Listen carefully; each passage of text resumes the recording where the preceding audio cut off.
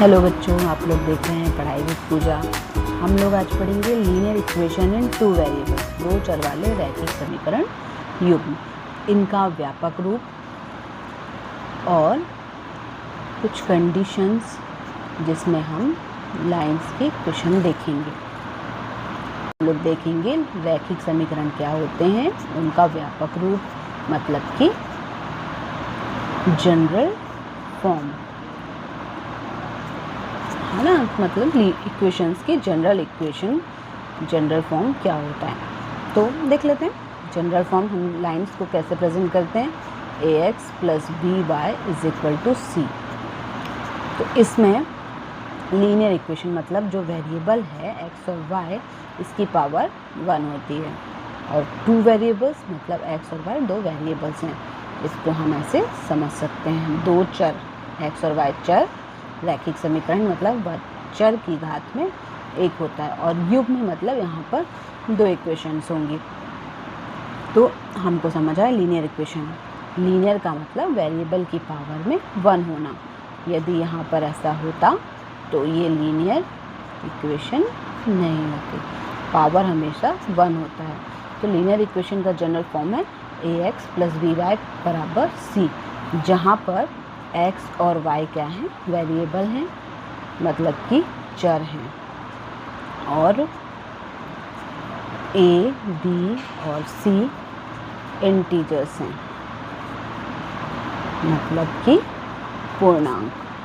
तो यहाँ पर दो वेरिएबल हैं, इसलिए इनको सॉल्व करने के लिए दो इक्वेशंस की ज़रूरत पड़ेगी, युग्म मतलब पेयर। तो दो इक्वेशन हम लोग बनाएंगे, ax + by = c। तो यहाँ पर दो बनाने हैं, तो a1, एक वाले को हमने a1 नाम दे दिया, दूसरे को a2।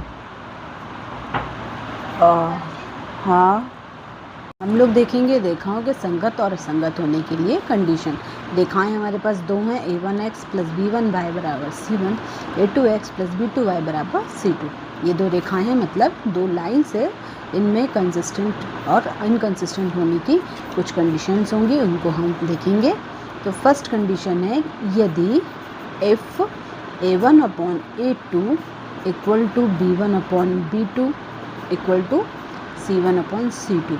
यदि ये कंडीशन बन रही है, इसका मतलब है कि जो लाइन होंगी वो लाइन कोइंसिडेंट लाइन होंगी। कोइंसिडेंट का मतलब है कि एक लाइन और दूसरी भी सेम, हिंदी में इसको बोलेंगे समपाती रेखाएं। तो इस कंडीशन में रेखाएं समपाती होंगी।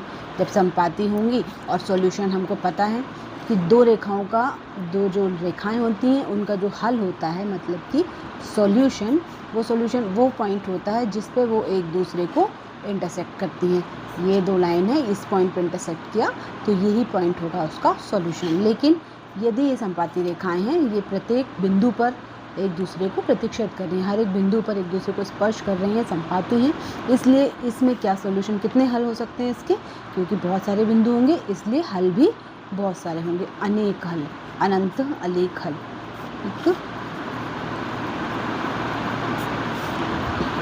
Infinity solution, infinite solution. तो ये पहली कंडीशन थी, पहली कंडीशन कि ये यदि तीनों के अनुपात बराबर हो, a1/a2 = b1/b2 = c1/c2। उस कंडीशन में लाइन कोइंसिडेंट होंगी, समपाती होंगी, इनफाइनाइट सॉल्यूशन होंगे और कंसिस्टेंट लाइन बनेंगी। अब दूसरी कंडीशंस में a1/a2 बराबर होगा b1/b2 के, जो बराबर नहीं होगा c1/c2। मतलब कि इस कंडीशन में दो ये बराबर होंगे और तीसरा रेशियो इक्वल नहीं होगा। तब क्या होगा, जो लाइंस बनेंगी वो पैरेलल्स होंगी। पैरेलल का मतलब कि समांतर रेखाएं, पैरेलल लाइन। तो पैरेलल लाइन होती हैं, वो कभी एक दूसरे को इंटरसेक्ट नहीं करती, तो सॉल्यूशन भी क्या होंगे, 0, मतलब कि कोई हल नहीं होगा।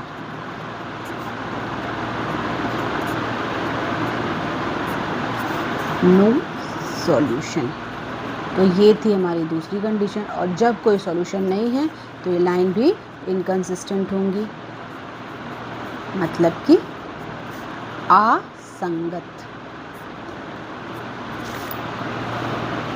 इसी प्रकार तीसरी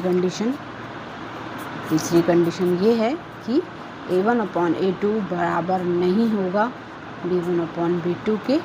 और तीसरा मतलब कि C1/C2 बराबर हो या ना हो, हमको इससे फ़र्क नहीं पड़ेगा। जब ये दोनों बराबर नहीं है, इसका मतलब है कि हमको सॉल्यूशन मिलेगा और लाइंस मिलेंगी इंटरसेक्टिंग लाइंस, मतलब वो एक पॉइंट पे एक दूसरे को इंटरसेक्ट करेंगी। यदि वो इंटरसेक्ट करेंगी मतलब हमको एक पॉइंट पे इंटरसेक्ट करेंगे, इसका मतलब कि एक सॉल्यूशन होगा। इसको बोलेंगे यूनिक सॉल्यूशन, अद्वितीय हल।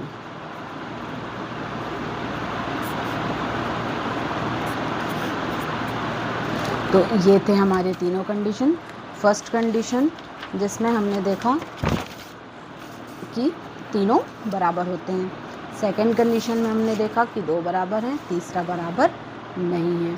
और तीसरी कंडीशन में कि दोनों बराबर नहीं हैं।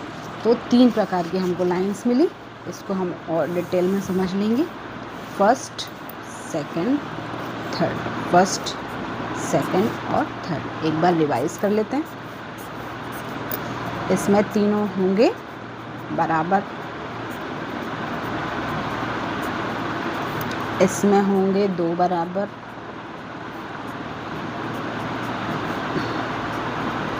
इसमें दोनों बराबर नहीं होंगे। तो जो लाइंस होंगी इसमें कोइंसिडेंट लाइन होंगी, मतलब कि संपाती रेखा होंगी। इसमें पैरेलल लाइन होंगी, मतलब कि समांतर रेखा होंगी। और इसमें इंटरसेक्ट, एक दूसरे को इंटरसेक्ट करेंगी, मतलब कि ये प्रतिच्छेदी रेखाएं होंगी।